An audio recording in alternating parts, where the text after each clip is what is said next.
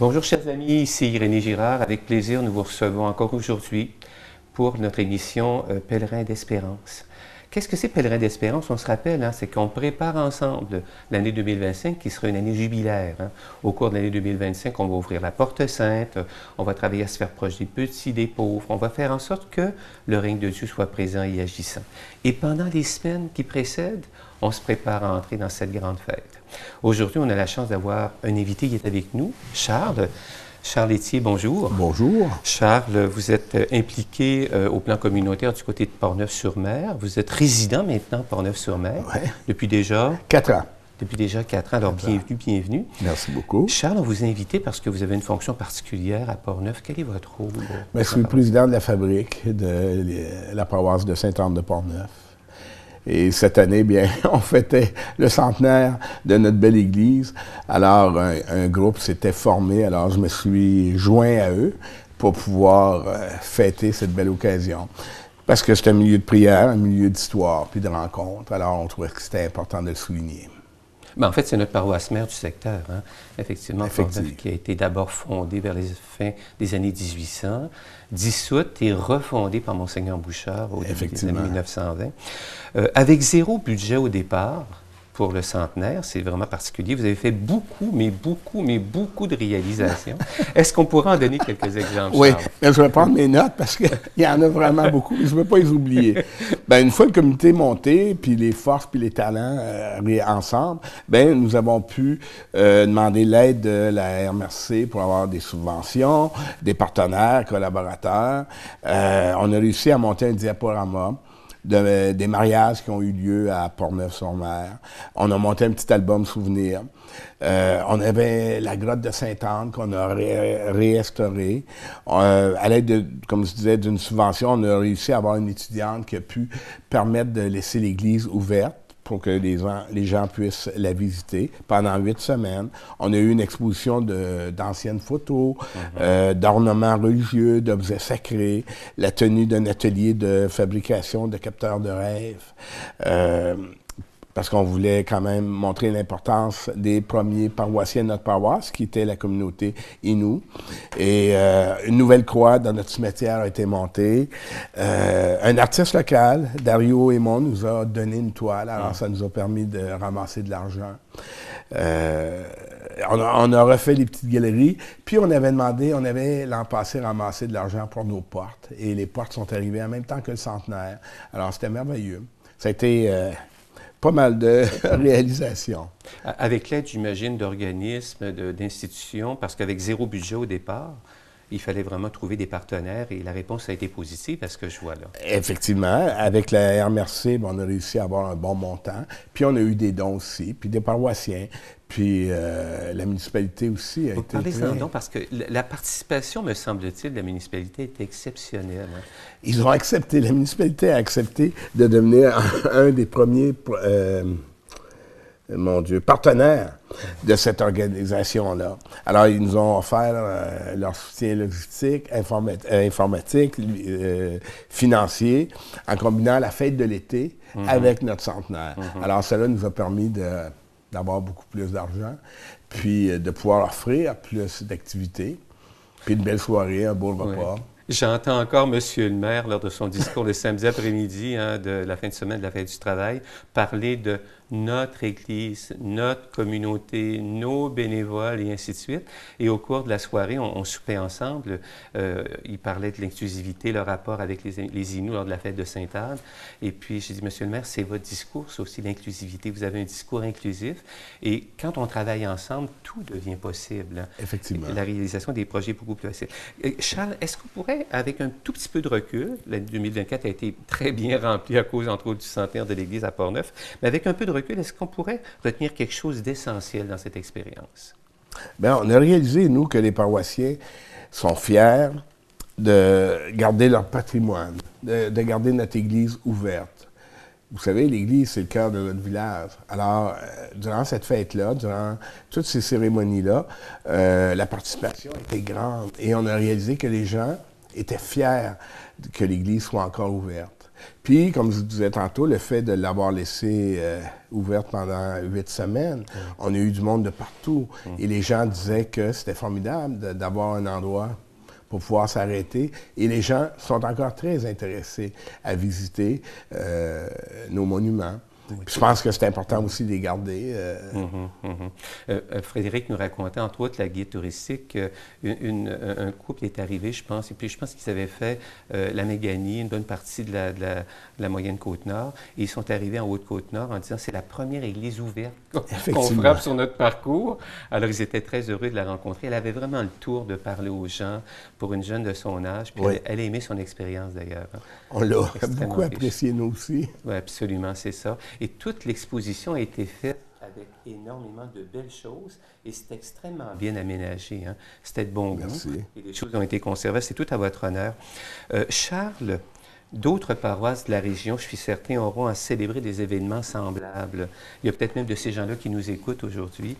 Quels conseils pourriez-vous leur donner suite à une expérience comme celle-là, là, du centenaire d'une paroisse? Parce que des paroisses de centenaire ici sur la Côte-Nord, il n'y en a pas beaucoup, non, en fait. Effectivement. Mais moi, je pense que l'important, c'est de s'entourer de bénévoles qui partagent la même vision et avoir l'audace d'aller cogner aux portes pour avoir des partenaires. Moi, je pense que c'est ce qui est fondamental, un petit groupe. Puis de partir avec nos forces, nos talents, puis de croire que oui, c'est possible de le faire. Effectivement. Cette conviction de base-là, bien, elle est attirante pour bien des gens, elle crée des liens nouveaux. Puis on constate à quel point, comme on disait tout à l'heure, notre ADN est beaucoup plus marqué que souvent on l'admet au premier jet, hein, par rapport à notre patrimoine, par rapport à notre héritage de fond. C'est quelque chose de merveilleux. Charles, vous avez vécu beaucoup de belles choses au cours de l'année. Je sais que ça a roulé énormément aussi, mais comme nous, on se prépare à l'année jubilaire, qui est une année de l'espérance, puis l'espérance, c'est ce qui nous donne du souffle. Quelle serait la bonne nouvelle? Parmi beaucoup, là, une bonne nouvelle que vous retenez, que vous aimeriez partager à notre auditoire? Bien, ce qu'on a réalisé durant cet été, c'est que les gens ont encore la foi. On réalise aussi l'importance importe la religion, l'orientation, la nationalité, les gens ont besoin encore de cette foi-là. Et on a réalisé que le plaisir de trouver une église ouverte, soit pour se recueillir, soit pour prier, et même pour se réconcilier parfois avec l'Église. Avec comme des événements du passé ou quoi que ce soit, bien sûr. Alors ça a été pour nous une belle prise de conscience, oui. De réaliser que, mon Dieu, les gens venaient, puis ils trouvaient ça formidable, allumer des lampions. Des gens nous demandaient parfois de prier, de s'asseoir pour prier. D'autres, c'était pour visiter, connaître notre histoire. Puis de réaliser aussi que ça surprenait souvent les gens de voir que, bon, à Port-Neuf, il y avait encore des messes, il y avait encore des récitations de chapelet, il y avait encore des réunions. Alors pour les gens, ils semblaient heureux de le voir. En tout cas, nous, ça nous a épatés. Bien sûr. Une anecdote que vous m'avez racontée, je ne sais pas si on pourrait la dire en nom, de cette personne qui est un petit peu réfractaire à entrer, là, parmi d'autres, qui peut représenter aussi bien beaucoup d'entre nous. Hein? Oh oui, une dame s'était présentée, puis elle ne voulait pas rentrer dans l'église, puis j'étais sur le bord de la porte pour fermer les portes, pour barrer les portes, et elle me dit, ben, j'ai dit, venez visiter l'église. Ah non, elle dit, moi, j'ai pas tout le temps des bons souvenirs ici. Ben, j'ai dit, je pense que ça pourrait être le fun de se réconcilier un petit peu. Alors, elle a accepté de rentrer, elle s'est promenée, elle a allumé un lampion, puis à un moment donné, elle m'a dit, en sortant, ben, pour taquiner, parce qu'elle ne savait pas qui j'étais, vraiment, on ne se connaissait pas. Alors, quand je suis passé sur le bord du confessionnal, ben, je lui ai dit, ben, c'est peut-être le temps de se confesser. Alors, elle m'a regardé avec des gros yeux en disant, dites-moi pas que vous êtes le curé de la paroisse, que je me suis mis à rire, j'ai dit, ben non, c'est pas le curé de la paroisse. Et en sortant, elle m'a donné un bec en disant, merci, parce que je vais revenir dans cette église-là. Ça m'a fait du bien. Alors, je trouvais ça super le fun. Oui, tout à fait. C'est plus qu'une anecdote, en fait. C'est souvent le passage qu'on vit quand on prend le risque, en fait, de récupérer notre héritage. Et moi, quand je pense à l'attitude de beaucoup de gens à Port-Neuf, presque à tous les jours de se regrouper, hein, c'est une tradition qu'on ne voit pas partout. Même si on n'est rien que 5-6, là, des fois un peu plus nombreux, dépendamment, même s'il n'y a pas de célébration officielle, de se retrouver dans leur lieu de culte. Parfois, ils viennent l'hiver, puis le chauffage n'est pas très élevé, mais là, ils se gardent une petite laine sur le dos, mais prendre le temps de se retrouver puis prier ensemble régulièrement. Moi, je n'ai pas vu ça très souvent en communauté, et c'est tout à leur honneur d'ailleurs. Alors, on devine leur fierté de voir leur lieu de culte qui se renifle assez bien. Est-ce qu'on pourrait dire qu'un prochain projet pourrait être, dans les X prochaines années, probablement, de repeindre peut-être l'extérieur? On aimerait ça. On peut rêver. On peut rêver. On aimerait ça. C'est certain qu'on y pense. Oui. Elle est due, là. Oui. On comprend qu'avec l'air salin, la peinture écaille... Et les vents. C'est le vent, c'est ça. Les vents. Et on comprend aussi qu'avec l'air salin et puis les vents et avec le temps, puis le bardeau de bois, bien, a tendance, la peinture s'écaille sur le bardeau. Effectivement. Alors, Charles, ce fut très agréable. Merci beaucoup. Est-ce Ben, qu'on peut vous merci à réinviter? On n'attendra pas le 125e, espérons. Hein? Non. Pour se revoir. Et on va vous souhaiter de continuer aussi ce beau travail que vous faites là. Merci. Puis, merci savoir beaucoup. que des gens comme vous, qui venez de l'extérieur, peuvent prendre racine dans notre milieu, c'est un signe de santé pour une communauté. Ah, merci beaucoup. Alors, au plaisir, Charles. Au revoir. Bye-bye. Rebonjour, chers amis. Nous sommes toujours à Pèlerin d'Espérance pour notre émission du mois de décembre 2024. Alors, vous savez qu'à chaque mois, on s'exerce à entrer dans cette année sainte dans laquelle on voudrait recevoir le souffle d'en haut. On aimerait aussi regarder comment, dans le concret de nos activités, de nos milieux pastoraux, se vit justement cette préparation à l'année sainte de l'Espérance. Et j'ai la chance d'avoir encore des représentants, représentantes des différents champs pastoraux aujourd'hui pour qu'on regarde ensemble qu'est-ce qui se passe debout en décembre 2024. Magella, tu es impliquée en prière et liturgie. Peux-tu nous dire, grosso modo, qu'est-ce qui s'annonce en décembre? Pour le 1er décembre, c'est le premier dimanche de l'Avent qui a pour thème une espérance à accueillir. Ensuite, nous avons le 9 décembre, la fête de l'Immaculée Conception. À 16 h, une seule célébration sera célébrée pour tout le secteur à Sainte-Anne de Portneuf. À 15 h, le 15 décembre, le 3e dimanche de l'Avent. La célébration du pardon qui se fera pendant les heures des messes. Le 24 décembre, c'est la messe de la Nativité.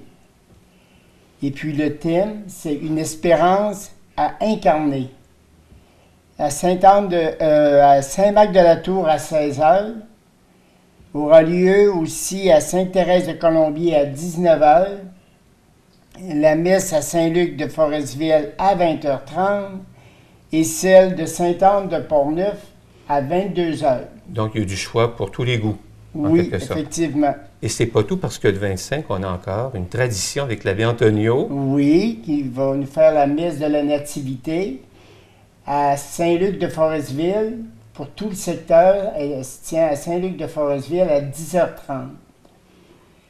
Ensuite, nous allons au 1er janvier, c'est Sainte Marie, Mère de Dieu. Le 5 de janvier, nous fêtons l'Épiphanie. Le 12 janvier, c'est le baptême de Jésus. En même temps, c'est la fin de la Nativité. Nous avons le 22 janvier, à 19 h, à la cathédrale de Bécomo, l'ouverture solennelle de l'année sainte de l'Espérance. En fait, cette célébration à la cathédrale devait avoir lieu fin décembre, mais elle a été reportée au 22 janvier, justement, pour pouvoir nous permettre de bien nous y préparer. Ce sera l'occasion de voir bien des intervenants de différents milieux dans le diocèse qui auront justement des projets également chez eux. En terminant, une bonne nouvelle dans le secteur, dans le champ de la liturgie de la prière. Oui, nous avons une bonne nouvelle. Comme on disait tout à l'heure, le 22 janvier, nous entrerons officiellement dans l'année sainte de l'Espérance. Le jubilé 2025 est un événement religieux d'une grande importance dont le thème est Pèlerin d'Espérance. Chaque 25 ans, un jubilé est célébré en Église. Tout au long de l'année 2025, nous vivrons différentes activités en lien avec le Jubilé de l'Espérance et dont nous vous informerons au fur et à mesure des activités. Donc, 22 janvier 2025, une date à retenir à 19 h à la cathédrale de Bécomo. Merci, Magella. Merci beaucoup. Je me tourne vers Linda. Bonjour. Linda Ouellette, on commence à se rôder, hein? Oui. Une fois par mois, on revient. Oui. Linda, dans le domaine où tu t'es impliquée en formation à la vie chrétienne ou annonce de la foi, quoi de neuf? Je voulais vous parler aujourd'hui des parcours de catéchèse qu'on offre pour les enfants de 9 à 12 ans. Ils sont commencés depuis le mois de septembre. Ça va aller jusqu'au mois d'avril-mai à peu près. Cette année, nous travaillons avec le programme Route de parole. Et le thème de cette année, c'est « Mène-nous vers Jérusalem ». Donc, on va partir de Forestville, là, on va se rendre à Jérusalem en faisant des petits détours par Damas et Bethléem et plein d'endroits en Judée et en Galilée, là où Jésus est passé. Et nos rencontres ont lieu à chaque semaine, après l'école. Et on a comme une routine, nous, qui s'est établie. Donc, quand les enfants arrivent, on prend une collation. Un petit jus, une petite bartende, on les laisse décompresser de l'école et ensuite, on commence nos rencontres. Il y a toujours un moment de prière au début et ensuite de ça, on travaille un texte. On lit un texte soit de l'Ancien Testament, du Nouveau Testament et après ça, souvent, par un jeu, on va approfondir ce que les jeunes ont appris avec les textes. Et on termine souvent notre rencontre à la chapelle d'adoration pour un autre temps de prière. Et ça, on fait ça toutes les semaines, jusqu'au printemps. Et la rencontre dure à peu près 1 heure, 1 heure et quart. Là, ça varie là, selon les temps de jeu, parce que des fois, les jeunes, ils sont bien pris dans le jeu. Là, puis oui, puis là, les arrêter, là, c'est « Oh non! » C'est des choses comme ça. Ensuite de ça, pendant toute la saison, on a 2 moments qui est vraiment un peu plus spécial, c'est qu'on fait du bricolage. Ça se fait le soir, après le souper. Et ces bricolages-là, d'habitude, nous, au début, c'était pour avoir des fonds pour se payer des collations pour nos jeunes. Mais là, on a eu de l'aide des Chevaliers de Colomb. Ça fait que là, on a moins besoin de sous. Fait que là, cette année, on va faire des cartes de Noël qu'on va aller distribuer à des personnes âgées. C'est encore pas définitif à quel endroit ça va être, mais c'est sûr que ça va se faire. Mais on va vous en reparler plus longuement dans une prochaine rencontre. D'accord? Et on va avoir aussi une fête de Noël, parce qu'on fête Noël avant les fêtes, avec les jeunes, un dîner après la messe et tout ça. Et souvent, on invite les enfants à venir à la messe 1 fois par mois. Ça, c'est nos objectifs qu'on essaie d'établir. Et quand ils viennent à la messe, mais là, on les fait participer à la messe. On trouve des choses qu'ils doivent faire, des choses en même. Fait que c'est beaucoup plus intéressant pour nos jeunes. Là. Des liens communautaires en même temps, puis c'est de l'initiation, hein? Oui. C'est ça. Une bonne nouvelle dans le champ de la formation à la vie chrétienne, ce serait quoi? Bien, le mois passé, on a eu des rencontres de formation sur Saint-Luc. Oui. Et Saint-Luc avait 2 volets. Il y avait le volet de l'Évangile Saint-Luc et il y avait l'autre volet qui était les Actes des Apôtres. Mais on a tellement bien travaillé sur Saint-Luc, l'Évangile Saint-Luc, qu'on n'a pas travaillé les Actes des Apôtres. Donc, on s'est dit, on va le faire après les fêtes. Fait que probablement qu'en février, on va vous annoncer qu'on va faire encore une petite formation, mais axée sur les Actes des Apôtres. Et ça a vraiment été un beau succès. Là. Il y a beaucoup de gens ont participé, c'est merveilleux. Merveilleux. Alors, chacune a préparé un thème, de toute façon, il le présentait. Oui. Alors, ça fait plus vivant d'entendre quelque chose comme ça dit par un autre, par une autre. Bien, merci beaucoup, Linda. Bienvenue. Ça bouge bien. Oui, bon signe. Je me tourne vers Claire maintenant. Bonjour. Claire. Oui. Salut, allô. Bonjour. Dans le champ de solidarité et partage, qu'est-ce qui se passe de neuf en décembre? En décembre, c'est toujours un mois que les gens, au niveau communautaire, sont agités. Les gens travaillent beaucoup dans ce milieu-là. Et en début, on va parler beaucoup de la guignolée. La guignolée en partenariat avec les Chevaliers de Colomb. Il y a 3 dates importantes que veulent qu'on annonce. C'est le jeudi 5 décembre, de 9h à midi. C'est la guignolée des médias qui se produit partout au Québec. Ça, c'est dans les rues de la ville. À la lumière, les gens ils vont ramasser là. Ça lui donne une aide pour lors de les remises des paniers de Noël. Et le dimanche 8 décembre, suite à ce 5 décembre-là, de 11h à 14h, il va y avoir la guignolée de porte en porte qu'on appelle, qui vont aller aux résidences. Des résidences. De Forestville à Colombier, parce que c'est toujours ensemble qu'ils le font, en argent, en nourriture non périssable. Et les gens qui sont pas à la maison, ils peuvent aller au Chevalier, au local, au Carrefour des Chevaliers Colomb pour aller porter le denrée ou même aller porter leurs dons. Si des fois, ils disent « Ah, mais je ne serai pas à la maison quand ils vont passer c'est toujours possible. Mais il y a souvent quelqu'un là pendant la période de décembre pour ramasser les argents et les dons.